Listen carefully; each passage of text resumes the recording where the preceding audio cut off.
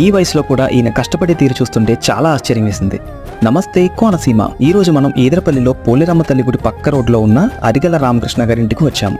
అదేనండి బొబ్బట్లు చేసే అరిగల బేబీ వరలక్ష్మి గారింటికి. వీళ్ళు నిత్యం కష్టపడుతూనే ఉంటారు. మొన్న వీళ్ళ బొబ్బట్లు వీడియో పెట్టాం. ఇక ఈ రోజు కిల్లీలు తయారు చేసే వీడియో కోసం వచ్చేసాం.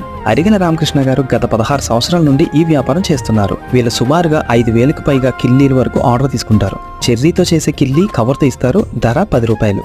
అదే చెర్రీ లేకుండా 8 రూపాయలు. అదే గులాబీ రేకులతో బాక్స్లో పెట్టి ఇచ్చే కిల్లి 12 రూపాయలు.